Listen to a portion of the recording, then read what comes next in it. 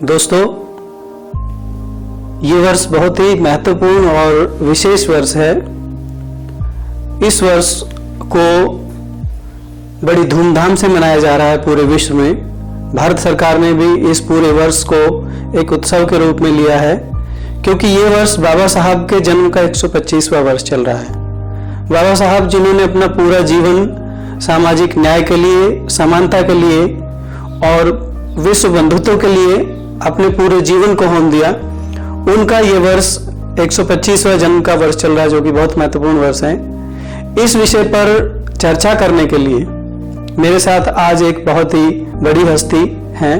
मेरे साथ है भारत सरकार के सामाजिक न्याय एवं अधिकारिता राज्य मंत्री श्री विजय सांपला जी। सांपला जी, आपका बहुत बहुत स्वागत है।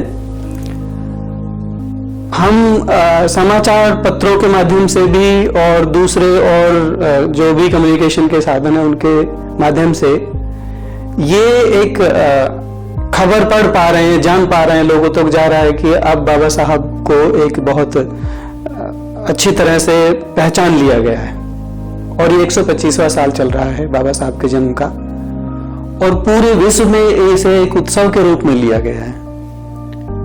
भारत सरकार ने भी बहुत सारे इस पे घोषणाएं की हैं, योजनाएं बनाई हैं। तो एक आधिकारिक तौर पे सरकार के नुमाइंदे होने के नाते हम आपसे ये जानना चाहेंगे कि भारत सरकार ने बाबा साहब के 125वें साल के उत्सव को मनाने के लिए क्या कुछ योजनाएं बनाई हैं? डॉक्टर साहब, ये 125वां जन्म दिवस हम वर्ष मनाने जा रहे हैं। इसमें प्रधानमंत्री जी ने एक कमेटी भी गठित की है और प्रधानमंत्री जी ही उसी के चेयरमैन भी हैं और सभी पार्टियों के नुमाइंदे उसके भी, उनके सदस्य भी हैं। और जब से ये 14 अप्रैल ये उनके 124 साल पूरे हुए और 125वां वर्ष अब चल रहा है, तब से हम उनके जन्म दिवस पर 14 अप्रैल को, मगर क्योंकि 14 अप्रैल को प्रधानमंत्री यहाँ नहीं थे, इसलिए 20 अप्रैल को एक बहुत लंबे समय से लटका हुआ एक प्रोजेक्ट था जो डॉक्टर बाबा साहब अम्बेडकर जी की याद में international study centre, doctor Ambedkar foundation, जो हमारी मंत्रालय का एक उपक्रम है, उसके माध्यम से बनाया जाना था। मगर क्योंकि मैं इसमें कुछ राजनीतिक कारणों में नहीं जाऊंगा, मगर ये अटल बिहारी वाजपेयी जी के समय इसकी शुरुआत हुई थी जी, और इसको अब उसका भूमि पूजन प्रधानमंत्री जी के माध्यम से 20 अप्रैल को किया गया, जिसकी 200 करोड़, लगभग 200 करोड़, 192 करोड़ का उसका एस्टिमेट है। यानी हम ये कह सकते हैं कि लगभग 200 करोड़ रुपए का वो प्रोजेक्ट, जिसको हमने इंटरनेशनल स्टडी सेंटर बनाया। सर, ये दिल्ली में ही बनाया? दिल्ली में जनपथ मार्ग पर, ये जनपथ मार्ग पर है। और ये इतना बड़ा सेंटर होगा कि जितने भी लोग रिसर्च करना चाहते हैं और उनका रिसर्च के लिए ये एक बहुत बड़ा योगदान देगा, और ये पूरी दुनिया के लिए एक अपने आप में अनोखा सेंटर होगा। और इसमें उनकी जीवनी के आधारित भी होगा, लाइब्रेरी होगी। तो आप स्टडी सेंटर का मतलब, क्योंकि डॉक्टर अम्बेडकर जी की पहचान अगर हम कहते हैं तो विद्वानों में सबसे ज्यादा, पढ़े लिखों में उनकी गिनती होती है, तो इसलिए उनका स्टडी सेंटर के माध्यम से ही पहला प्रोजेक्ट शुरू किया गया। और दूसरा जो हम अभी जल्दी करने जा रहे हैं कि जहां पर डॉक्टर बाबा साहब अम्बेडकर जी ने अंतिम सांस ली थी, 26 अलीपुर रोड है, और उसका नक्शा वगैरह, जो माइक वर्क वगैरह सब कुछ तैयार हो चुका है, और किसी भी समय उसका हम शिलान्यास, भूमि पूजन करने के लिए तैयार बैठे हैं। और जो लगभग 100 करोड़ रुपए की लागत, जिसके लिए फंडिंग वगैरह जो भी है वो अलॉट कर दी गई है, और कॉन्ट्रैक्टर को भी, और डिजाइन वगैरह, और जिसका नक्शा भी एक किताब की तरह है, क्योंकि डॉक्टर अम्बेडकर से उसको जानते हैं तो किताबों के माध्यम, तो नक्शे, उसका पूरा डिजाइन भी एक किताब के, अच्छा, उसी शेप में आपने डिजाइन, खुली हुई किताब होता है, बिल्डिंग पूरी खुली हुई किताब आपको नजर आएगी। तो उसमें भी उनके जीवन के आधारित म्यूजियम भी होगा, सब कुछ होगा, ताकि ये भी एक, हम कह सकते हैं कि जो हमारा, जिस कारण हम बैठे, हम तो गर्व से कहते हैं कि आज मैं बैठा हूं तो उन्हीं के कारण बैठा हूं, तो हमारे लिए तो भगवान से भी अगर कोई बढ़कर कोई चीज हो तो डॉक्टर बाबा साहब अम्बेडकर। तो इसलिए हमारे लिए तो वो तीर्थ स्थान के रूप में ही हम उसको जानते हैं। तो लोग आएंगे, उसमें लाइट एंड साउंड, उनके वो बकायदा लाइब्रेरी, बकायदा सेंटर होगा। सो एक अच्छा उसका अनुभव रहेगा। जी, ये अभी हम शुरू करने जा रहे हैं। दूसरा पहला कर दिया है।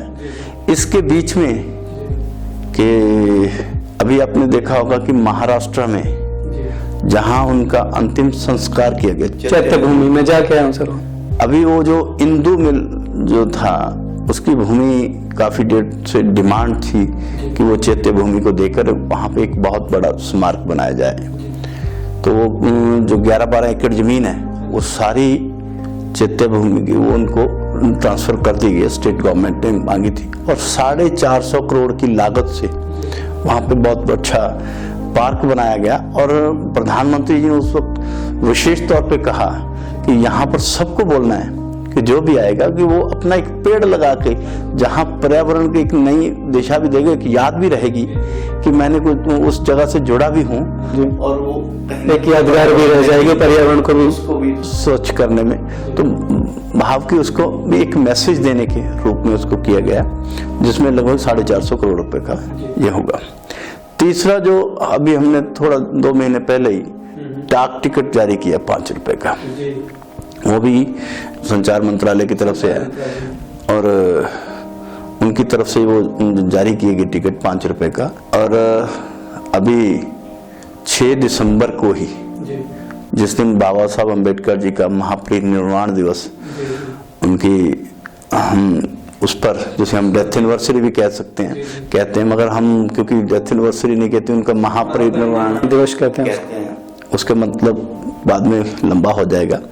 तो उस पर ही प्रधानमंत्री जी ने, क्योंकि 125वां वर्ष मना रहे हैं, तो 125 रुपए का एक सिक्का जारी किया है, जो शो के रूप में, एक याददाश्त के रूप में घर में रखा जाने के लिए, और एक 10 रुपए का सिक्का जारी किया जो आम प्रचलन में रहेगा, प्रचलन में भी रहेगा जी। सो ये एक उनको ही अभी थोड़े दिन पहले 6 दिसंबर को हमने किया है। अगर हम इसको पहले भी देखें तो जब भारतीय जनता पार्टी की सरकार, मैं उस राजनीतिकरण में नहीं जाऊंगा, मगर जब भी ये कह सकते हैं कि पहले अटल बिहारी वाजपेयी जी की सरकार और आज नरेंद्र मोदी जी की सरकार, अगर जिस स्थान का, जहां उनका जन्म हुआ था जी, उसका नाम महू था, हाँ, महू मध्य प्रदेश में एरिया था जी, और जिस मिलिट्री क्वार्टर में उनका जन्म हुआ था, मैं उसको भी देख के आया था। और आज वहां पर बहुत बड़ा भव्य स्मारक बना हुआ है। यूनिवर्सिटी भी बन गई सर। यूनिवर्सिटी तो अभी इसी 14 अप्रैल को मध्य प्रदेश सरकार ने, क्योंकि वहां भी सरकार हमारी है, तो उन्होंने उसके सामने नजदीकी, मगर वो एक अपने आप में, क्योंकि मिलिट्री एरिया में भूमि अधिग्रहण करना अपने आप में बहुत बड़ा कार्य है, मगर वो सरकार हमारी थी और ये किया। और यही नहीं कि उस महू का नाम डॉक्टर अंबेडकर नगर भी रखा।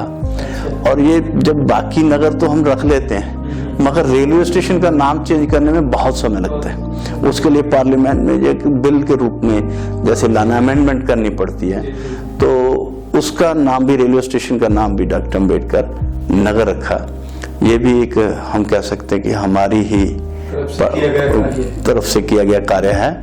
और जहाँ पर डॉक्टर बाबा साहब अम्बेडकर जी ने बुद्ध दीक्षा ली थी नागपुर में जी, उस जगह को भी अब पहले किसी ने देखा होगा तो जब अटल बिहारी वाजपेयी जी की सरकार थी, तब उसका निर्माण, एक आज पुनरुद्धार किया गया था और उसका भव्य, उसको एक स्वरूप दिया गया और स्मारक के रूप में तब्दील किया गया। तो अभी जो हमारे प्रधानमंत्री जी भी ये कहते हैं कि हमारे ये तीर्थ स्थानों के लिए भी हम आगे से और भी इनको एक तीर्थ के रूप में भी लोगों को कहेंगे कि पर्यावरण की दृष्टि से भी इनको जरा थोड़ा सा विकसित करेंगे। जी जी, ऐसी कुछ परियोजनाएं हैं। और जैसा कि आपने देखा होगा कि यहाँ जब 26 अलीपुर रोड पे, जहाँ पर बाबा साहब अम्बेडकर जी की अंतिम सांस ली, जब उनके बाद संस्कार के बाद वो जो सामान था, तो वो सामान उनके जो अनुयायी थे, मिस्टर रत्तू थे, वो ले गए थे उनके जंजौली में, अपने गाँव, और वहाँ पर उन्होंने रखा था। मगर उनके बाद वो सामान वहाँ पर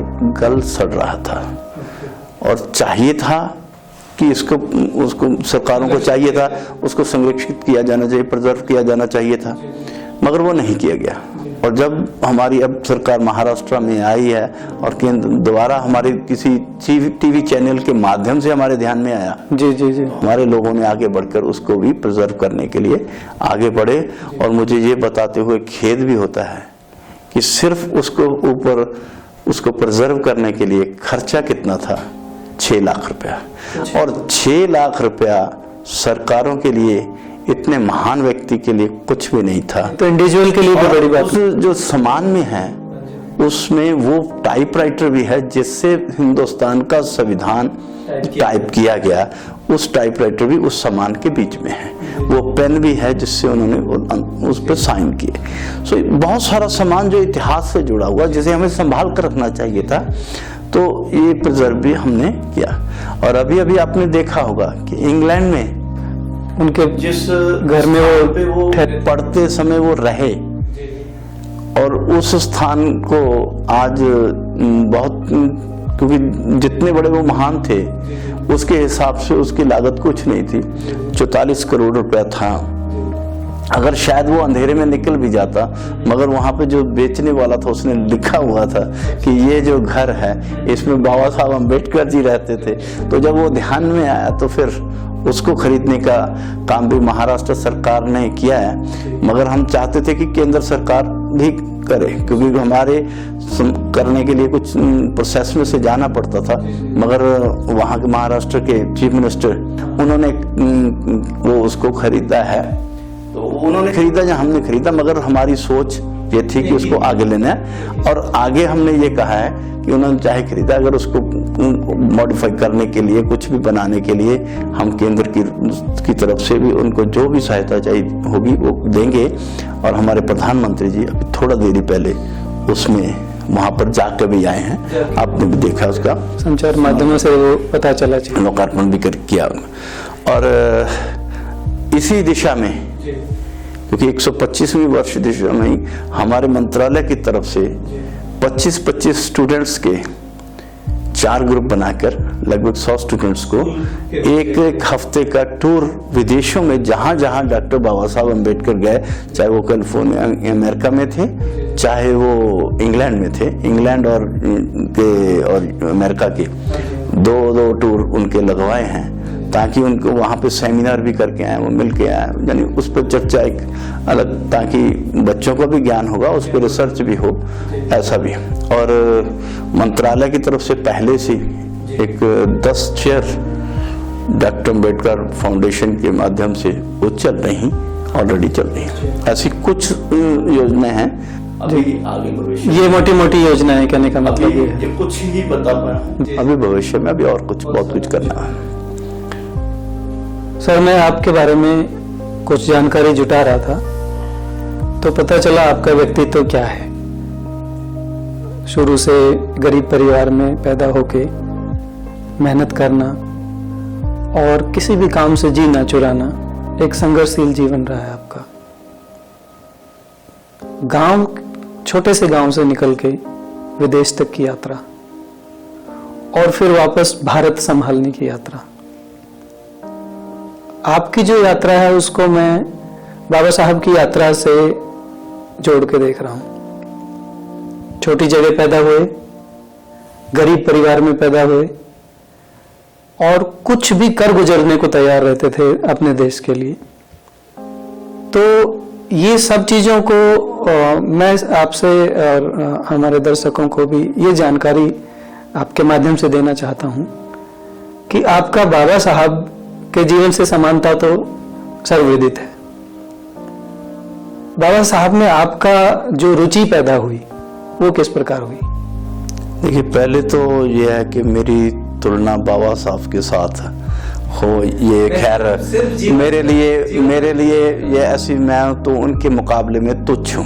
नहीं, आपका जो जीवन व्रत है सर वो काफी निस्संदेह है कि मैं गरीब परिवार से पैदा हुआ हूँ, और मगर फिर भी उस हिसाब से चाहे मैं आज पहुंचा हूँ, मगर आज मैं बाबा साहब की बदौलत हूँ, ये मैं मानता हूँ, और इसीलिए मैं उनके साथ अपनी तुलना करना शायद उनके सम्मान में कुछ ठीक नहीं समझूंगा।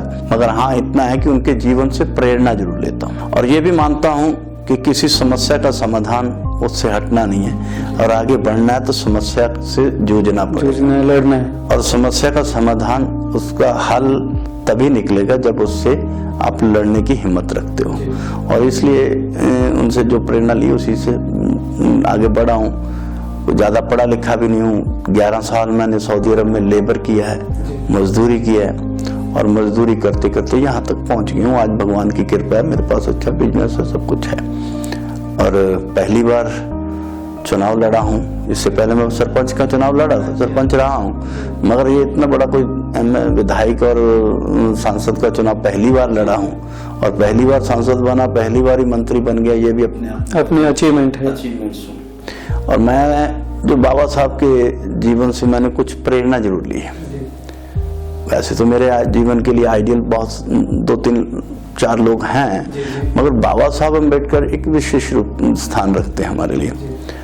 और मैंने जो देखा है कि बाबा साहब जितनी देर जीवित रहे, मैंने वैसे पढ़ा, किसी किताब के आधार पर नहीं बताया, मैंने जो महसूस किया, क्योंकि 2 किताबें पढ़ने का तो मुझे समय कभी मिला भी नहीं।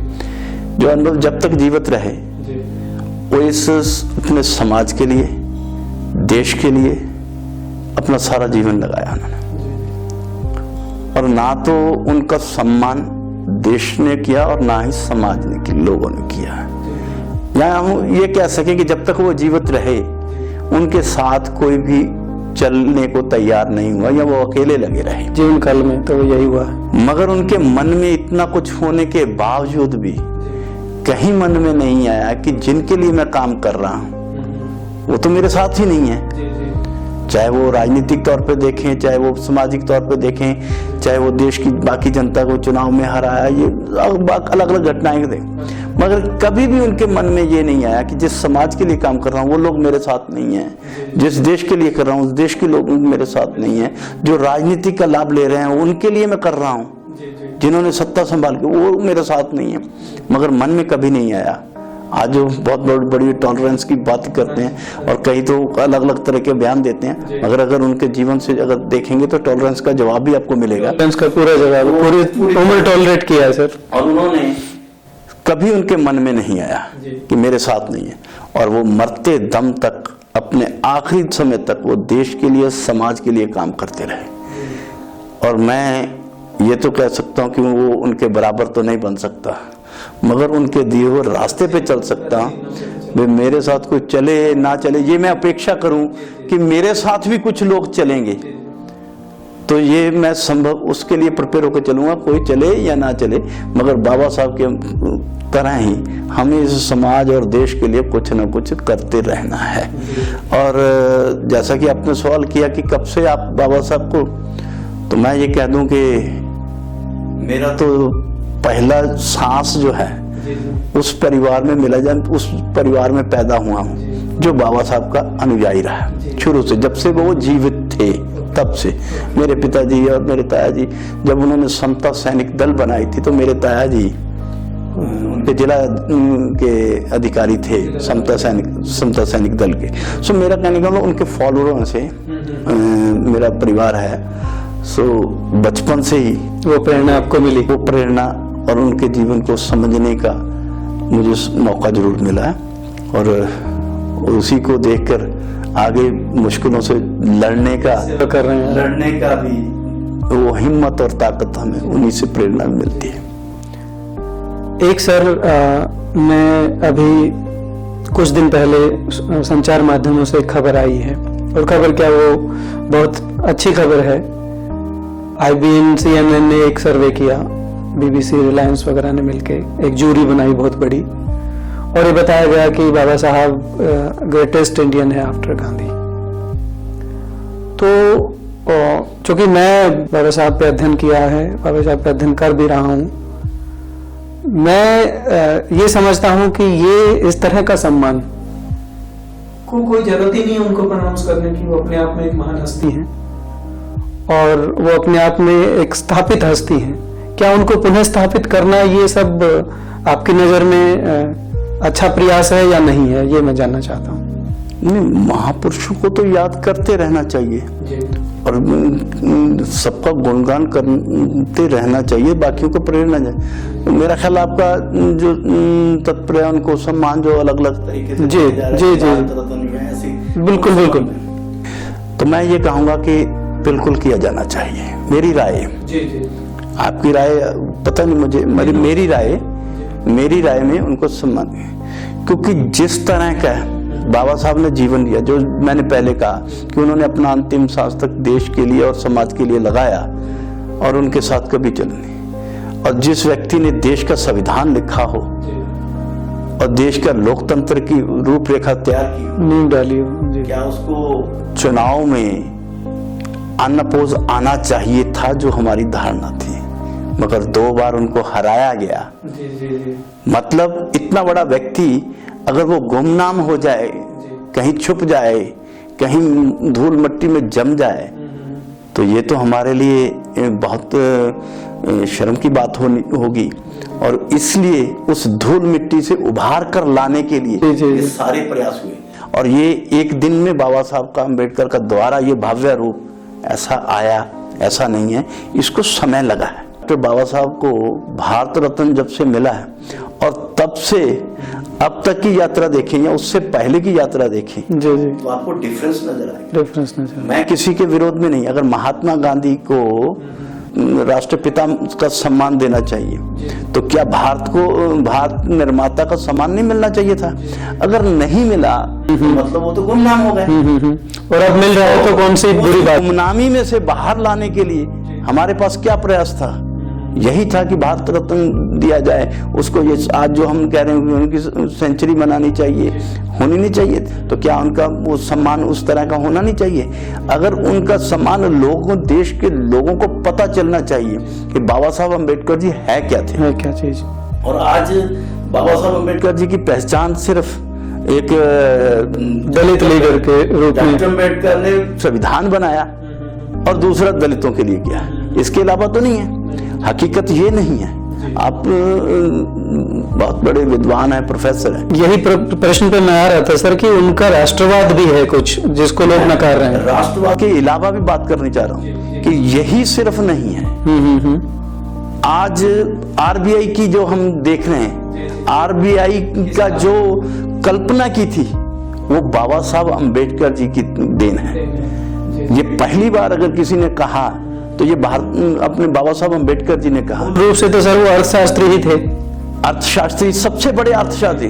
अगर उनकी दृष्टि से देखें, अर्थशास्त्री की दृष्टि, रिजर्व बैंक की स्थापना उनकी कल्पना के अनुसार हुई। सिर्फ यही नहीं है, आज हम पावर देख रहे हैं, बिजली पानी बांधों का जो पावर ग्रिड, नेशनल ग्रिड होना चाहिए, ये किसकी सोच थी? डॉक्टर बाबा साहब अम्बेडकर। आज भाखड़ा नंगल की जिसकी बात करते हैं, या दामोदर नदी के ऊपर जो डैम बने हैं, उनकी देख रेख में भी कुछ चीजें बनी है सर।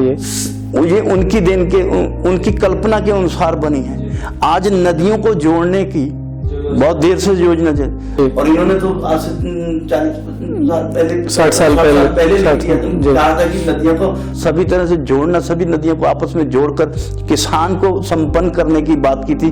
खेती की जो खेती में किसान को संपन्न करने की खेती विकसित हो, इसके लिए उन्होंने सोचा था।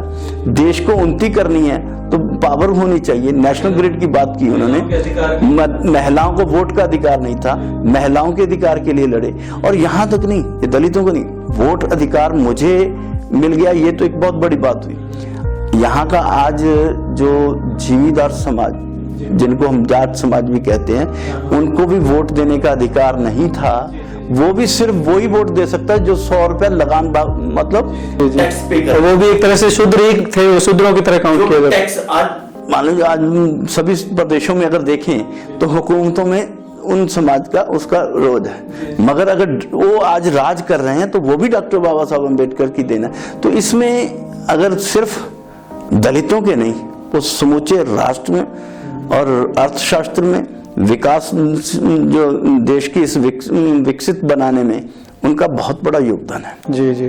और जैसा कि आपने कहा कि राष्ट्रवाद के साथ उनको अलग से जोड़ते हैं। अगर वो राष्ट्रवादी ना होते तो वो तो अमेरिका में भी थे, इंग्लैंड में भी थे, वो चाहते तो वहीं सेट हो सकते थे। आज भी उनकी वैल्यू थी, उस वक्त भी उनको नौकरी की ऑप्शन नहीं थी, ऐसी नहीं थी। विलासिता की जिंदगी वहां भी जी सकते थे आराम से, मगर वो भारत में आए जी। तो इसके मतलब उसका राष्ट्र के साथ जुड़ाव, लगाव, प्यार। सबसे पहले गोलमेज कॉन्फ्रेंस में देश आजाद होना चाहिए उन्होंने बात की। आज वो आकर वहां पे जब जिंदगी गुजार सकते थे, यहाँ पर ये इतनी बड़े इनके लिए अर्थशास्त्री जो के रूप में जो उन्होंने कल्पनाएं की, तब वो इंग्लैंड में रहते। जब इंग्लैंड का प्रॉब्लम ऑफ द रुपीज, वो पूरा थीसिस लिखा उन्होंने, थीसिस लिखा जो अंग्रेज ने प्रचलन में नहीं है, बाद में आया, अभी उनके डेथ के बाद में प्रचलन में आया, जो अपने आप में ये अर्थशास्त्र, बल्कि अंग्रेज सरकार भी उससे प्रेरणा ले रही है, उस थीसिस से प्रेरणा ले रही है। आज विश्व के बहुत सारे लोग उनसे प्रेरणा लेके अपनी अर्थव्यवस्था को ठीक कर रहे हैं। तो मार्टिन लूथर से अगर कंपेयर करेंगे तो आपको अंबेडकर की जो कोटेशंस हैं वो ज्यादा आपको बड़ी नजर आएंगी। तो ये आज दुनिया में सबसे बड़ा अगर अर्थशास्त्री अगर कहें तो वो डॉक्टर बाबा साहब अंबेडकर थे। और आज इस देश को बनाने में, रूपरेखा तैयार करने में अगर कहीं है, नहीं है तो जो संविधान सभा बनाई जी, संविधान के लिए जी, प्रारूप समिति लोग थे, प्रारूप समिति में 8 लोग दिए थे, लेकिन उन्होंने भी, किसी ने भी काम नहीं किया, एक व्यक्ति ने काम अपनी मजबूरियां बता। अगर वो राष्ट्रवादी मान लीजिए उनके पास था ना, तो फिर वो सबको हटा के संविधान वो लिख देते कि ये भी गया, ये भी गया। वो राष्ट्रवादी इसी से सहमत हो, पता चलता है कि जिनको नाम अपने आप में राष्ट्रवादी कहते थे वो कोई नहीं आया बीच में। हकीकत में इस देश को संभालने के लिए डॉक्टर अम्बेडकर बाबा साहब ही आए। और सच्चा देश जो है राष्ट्रवादी, और मैं कहूंगा कि राष्ट्र निर्माता तो अगर कोई था तो वो बाबा साहब डॉक्टर अम्बेडकर। बहुत खूब कहा आपने सर। एक आज मैं जगह जगह जाता हूं तो एक चीज और सुनने में आती है सर, मैं हालांकि किसी पार्टी को फेवर या उसके अगेंस्ट नहीं जाके बात कर रहा है, ना मेरा ये मकसद है, ये शुद्ध एकेडमिक पर्पज से मैं ये बना रहा हूँ। कुछ लोग ये कह रहे हैं कि भाई अब एकदम बाबा साहब को याद करना और एक राजनीतिक दल द्वारा उसे महत्व दिया जाना, ये इसका शुद्ध राजनीतिक पर्पज है। कोई ये राष्ट्र भक्तों, राष्ट्र निर्माताओं को याद करने का तरीका नहीं है। कुछ ऐसे लोग सवाल उठा रहे हैं, तो इस पर कुछ छोटी सी टिप्पणी मैं आपसे चाहता हूं। जितने भी मैंने पहले प्रोजेक्ट बताए कि इन प्रोजेक्टों पे, अगर मैं वैसे राजनीति इस विषय पर राजनीति नहीं करना चाहता था, मगर अगर राजनीतिक हो रही है तो जवाब मुझे राजनीतिक तौर पर ही देना होगा। अगर जितने विषय पे किए, मेरा ही सवाल है कि क्या ये नहीं होने चाहिए थे? बिल्कुल होने चाहिए थे, होने चाहिए थे जी। आप राजनीतिक या नहीं है तो इसका मतलब है आपको ठीक लगता है, ऐसा होना चाहिए। पहली तो बात का जवाब यही है। दूसरा ये है कि आज एक पार्टी, जब वो पार्टी सत्ता में आएगी तभी वो कर पाएगी ना। अटल बिहारी वाजपेयी जी की सरकार के समय हम सत्ता में आए तो हमने बताया कि डॉक्टर महू का नाम डॉक्टर अम्बेडकर रखा और उनके नाम पे रखा और उस वहाँ पे एक स्मारक बनाया। जब अटल बिहारी वाजपेयी जी की सत्ता आई तब उनको वो नागपुर जहाँ पे उन्होंने दीक्षा ली तब उसका विकास हुआ। अगर जब उनको भारत रत्न दिया जाना है, जो आज की चाहे भारतीय जनता पार्टी सत्ता में है, तब वो सत्ता में पार्टनर थी वीपी सिंह जी की, तो उस वक्त आई। अगर उनको बाबा साहब का पोर्ट्रेट पार्लियामेंट में लगवाना तभी आडवाणी जी के कहने पे बल्कि वो लगाया गया था। ये उनको भी दूसरी जो पार्टी सत्ता में थी, क्या उनको नहीं करना चाहिए था? बिल्कुल होना चाहिए था। निर्माता की आज इसलिए मैं कह रहा हूँ कि आपने कहा कि उनको सम्मान नहीं देना चाहिए था, क्योंकि अगर ना देते तो वो पार्टी बाबा साहब का नाम मिटा देती। और दूसरी बात को बताऊं, अभी मैंने अटल बिहारी वाजपेयी जी के समय की बात की और उसके बाद हम 10 साल बाद आए, 2004 तक उनकी रही सरकार, अब 14 में आए। जिस मैं सेंटर की बात कर रहा हूँ, जो इंटरनेशनल स्टडी सेंटर की बात कर रहा हूँ, ये अटल बिहारी वाजपेयी जी के समय उस भूमि अधिग्रहण का काम शुरू हो गया था। 4 बंगले वो जो थे वो एक्वायर कर लिए गए थे। 10 साल बाद माननीय नरेंद्र मोदी जी की सरकार आती है, तभी क्यों शुरू हुआ, बीच में क्यों नहीं किया? भारत रत्न उन्होंने नहीं दिया, तेल चित्र उनका नहीं लगाया, अंबेडकर फाउंडेशन जिसके लिए सब कुछ तय था, फाइल वर्क हो चुका, कंप्लीट था, उसको शुरू करना था, क्यों नहीं किया गया? जी जी जी। 10 साल उनकी सत्ता रही। दूसरी बात, यहाँ पे 26 अलीपुर रोड की बात, अटल बिहारी वाजपेयी के समय वो जमीन एक्वायर कर ली गई थी, अधिग्रहण हो चुका था, उसका अधिग्रहण हो चुका था। 22 करोड़ रुपया उनको जमीन के बदले जमीन दे दी गई थी, उनको पैसा दे दिया गया। जी जी। अब उसके बीच में कुछ नहीं हुआ, कुछ नहीं हुआ। अब हमारी सरकार आई है तो हम 100 करोड़ करते हैं, तो पहले नहीं था, पैसा तो पहले भी था। करेंगे नहीं, और जो करेंगे और उनको राजनीतिकरण कहेंगे, तो ये मेरा ख्याल उनको अपने आप में ये सोचकर उनको अपने आप पे घृणा आनी चाहिए। और मैं इस विषय पे, क्योंकि डॉक्टर बाबा साहब अम्बेडकर के विषय पे मैं ज्यादा राजनीति, मैं भी वही चाहता हूँ कि राजनीति नहीं हो, ना उसमें करना चाहता हूँ कि जहाँ पर डॉक्टर बाबा साहब अम्बेडकर जी का है, वहाँ मुझे सम्मान की दृष्टि से हम कर रहे हैं जी, ना कि राजनीतिक लाभ लेने के लिए, ना कि राजनीति। और जो मेरे लिए, हम तो कह रहे हैं कि हमारे लिए तो भगवान है, और इसीलिए मैंने घर के आगे अपना स्टैचू भी लगा रखा है। और मैं तो ये कहता हूँ कि अगर मैं हूँ, We are because he was, because अगर वो थे तो मैं हूं, अगर वो ना होते, अगर समानता के लिए, जाति प्रथा के विरोध में, तो बहुत सारे गुरुओं ने कहा, हाँ जी हाँ जी, सभी धर्मों ने कहा, मगर वो इम्प्लीमेंट नहीं हुआ। इम्प्लीमेंट कैसे होना था, वो करने का काम अगर किया, वो डॉक्टर अम्बेडकर ने किया है।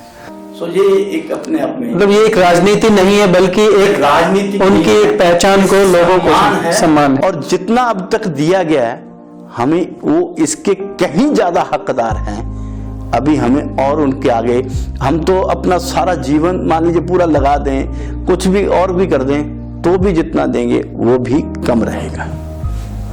सर, बाबा साहब के बारे में एक बहुत ही पर्सनल सवाल मैं पूछना चाहता हूँ कि बाबा साहब ने अपने संघर्षमय जीवन में बहुत सारे प्रयोग किए और अपने आप को दूसरों के अत्याचारों से पीड़ित होते हुए देखते हुए भी वो काम करते रहे, लेकिन उनके मन में एक वर्ग, एक धर्म, एक संप्रदाय के प्रति एक लगाव खत्म होता जा रहा था। और उन्होंने बहुत सारे मौकों पे ये कहा भी कि भाई मैं हिंदू धर्म में जन्मा, ये मेरे बस में नहीं थी, लेकिन मैं मरूंगा नहीं।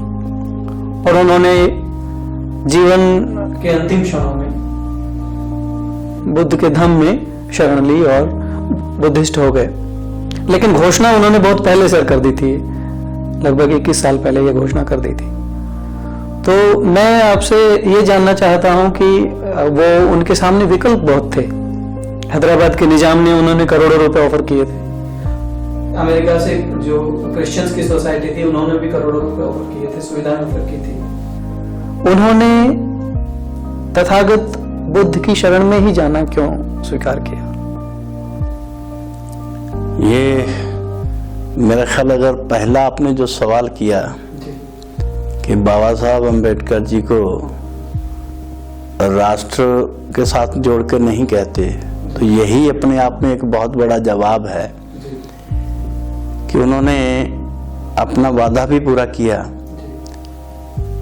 और साथ में उन्होंने अपने देश की संस्कृति के साथ जुड़े हुए और सही में मार्गदर्शन, जीवन शैली कैसी होनी चाहिए और धर्म की जो शिक्षा, एक मानवता के प्रति। मैं तो ये भी कहता हूँ कि अगर बुद्ध को हम सही तरीके से समझ लें तो दुनिया में किसी को परमाणु बम बनाने की जरूरत नहीं पड़े। ये अपने आप किसी को भी, ये इतने बड़े पीस हो जाएगी अपने आप साहब। इतना ताम झाम जितना हम कर रहे हैं, कहीं जरूरत नहीं है, शांति के स्थापना हो जाए। ये भी कहूंगा कि मैंने भी कुछ बुद्ध से सीखा, और बहुत सारे नेता आपको देखेंगे जिनकी पॉकेट में रिवॉल्वर होगा, ये होगा, मेरे आसपास किसी के पास नहीं होता। और मैंने आज तक अपनी तरफ से सिक्योरिटी के रूप में कोई लगा दिया तो अलग बात, अदरवाइज मैं इन चीजों पे विश्वास नहीं करता, क्योंकि मुझे बुद्ध धर्म से भी कुछ प्रेरणा ली है जी कि इन चीजों से जीवन जीना नहीं चाहिए। और सबसे बड़ी बात है कि भी धर्म पैसे से नहीं खरीदा जा सकता, व्यक्तित्व हमारा को पैसों से जो लालच दिया, अगर धर्म में ही मान लीजिए उनकी विचार था कि अगर धर्म में इतनी ताकत है तो वो मुझे आकर्षित करे ना। पैसा मेरी आकर्षण नहीं है, पैसा तो वो चाहते तो इंग्लैंड अमेरिका कहीं भी कमा सकते थे। सो इसलिए उनके पास आध्यात्मिक सोच चाहिए थी और वो सोच थी, वो उसी धर्म में थी। और दूसरा ये भी कहते हैं लोग सर कि वो जो हमारा भारत की पहचान ही बुद्ध से, क्योंकि भारत की स्टैंप पे भी बुद्ध के ही शेर हैं, वही वहां से लिए गए, तो भारत की तो पहचान ही बुद्ध है और वो स्वदेशी है। भारतीय पहचान को भी बरकरार रखा और लालच लोभ के हिसाब से धर्म नहीं होता, ये हमें संदेश भी दिया। और धर्म में आकर्षण होना चाहिए, धर्म में प्रेरणा मिलनी चाहिए, धर्म से पैसा नहीं मिलना चाहिए, धर्म किसी के लोभ स्वार्थ सिद्धि का साधन नहीं है धर्म। होना चाहिए साधन, यानी पैसा आर्थिक साधन से हम उत्पन्न हुआ कोई धर्म, वो धर्म रास्ता हमारा पेट तो भर देगा मगर दिशा नहीं दिखा पाएगा। और उन्होंने भारत की मिट्टी से जुड़े हुए और सही में अगर जो कहें कि मानव भारतीय पहचान को एक तरह से अपनाया, भारत की ही पहचान को और राष्ट्रीय जो के साथ जुड़कर जिसके उनको कि नहीं, बुद्ध धर्म को भी एक अलग पहचान उसके साथ भी मिली। जब जो धूल जम गई थी वर्षों से बौद्ध धर्म पे, का नाम भी उससे उठा है, कमजोर नहीं हुआ। और ये अपने आप में एक सबसे बड़ा राष्ट्रवाद भी है। और ये दुनिया में बता दिया कि अगर भारत में ये कुरीतियां हैं, हमारे धर्मों में कुरीतियां भी हैं और कुरीतियों का समाधान भी हमारे बीच में है, बाहर से नहीं लाया जा सकता। एक अंतिम प्रश्न सर, अब जो नई पीढ़ी आ रही है हमारी और आपकी जो जनरेशन है उससे अलग, तो बाबा साहब को, क्योंकि हमारे स्कूल और कॉलेज के जो पाठ्यक्रमों में बहुत ज्यादा बाबा साहब को शामिल नहीं किया गया है, तो अब तो संचार माध्यमों से बहुत ज्यादा पता भी चल रहा है। उन लोगों के लिए आप बाबा साहब के बारे में क्या संदेश देना चाहेंगे? वैसे तो बाबा साहब की हर बात हमारे लिए संदेश है। बाबा साहब ने अपना जीवन जो है वो बहुत सारा सीखने में और सीख कर लोगों में बांटने का, देश के लिए बांटने का। और दूसरे शब्दों में कहूं कि हमारे समाज, अगर हम अनुसूचित जाति के समाज के नजरिए से ही देखें तो अगर कबीर जी को देखें तो उनकी वाणी लिखी गई, कलम से लिखी गई है। गुरु रविदास जी की वाणी देखें तो कलम जी से लिखी है। अगर महाराज वाल्मीकि जी को देखें तो रामायण कलम से लिखी है। उनकी तस्वीर देखें तो उनके हाथ में कलम होगी। महाभारत वेद व्यास जी ने लिखी है जो हमारे समाज से कलम से लिखी है। और देश का संविधान लिखा है तो वो कलम से लिखा है। तो मैं तो सभी को यही संदेश दूंगा कि हमारे जितने भी महापुरुष हैं, उसको चाहे भगवान की संज्ञा दे दो, चाहे रहबर की संज्ञा दे दो, संज्ञा आप कुछ भी दे दें, मगर जो जिनसे हम प्रेरणा लेके अपना जीवन जीते हैं, उन सब ने अपना जीवन कलम से लेके ही आगे बढ़े हैं, भाव ज्ञान हासिल किया है और ज्ञान हासिल करके अपने तक सीमित नहीं रखा। जी जी, उसका प्रभाव जो है वो पूरे देश के लिए किया। और आज जितने चाहे वाणी लिखी और उसी के कारण देश का नाम पूरी दुनिया में भी है, चाहे रामायण में है, चाहे महाभारत में है, गीत बात करें, चाहे देश के संविधान की बात करें। सो हमारे गुरुओं पूर्वजों ने हमें ये संदेश दिया। और डॉक्टर बाबा साहब अम्बेडकर ने एजुकेट, ऑर्गेनाइज, एजुकेट का जो संदेश भी दिया, उसमें भी हमें एजुकेट का ही संदेश दिया। एजुकेट। किसी भी हमारे रहबर ने, किसी गुरु ने, किसी भगवान ने हमें कहीं भी हाथ में तलवार, हाथ में डंडा लेकर चलने की हमें हिंसा की प्रेरणा नहीं दी।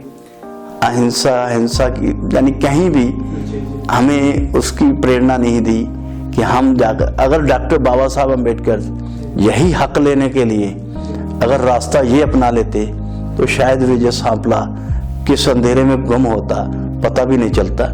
आज डॉक्टर बाबा साहब अम्बेडकर के हाथ में कलम थी तो आज मैं यहाँ पर हूँ। तो यही है कि हमें उसकी प्रेरणा से हाथ कलम भाव, हमने विद्या हासिल, विद्या का मतलब ज्ञान हासिल करना है और ज्ञान हासिल करके इस देश के लिए, समाज के लिए और इसके उत्थान के लिए हमें आगे बढ़ना है, और सभी ने, हमारे पूर्वजों ने ऐसा ही किया है, और हमें भी उसके रास्ते पे चलते हुए आगे बढ़ के इस देश की, समाज की सेवा करनी चाहिए।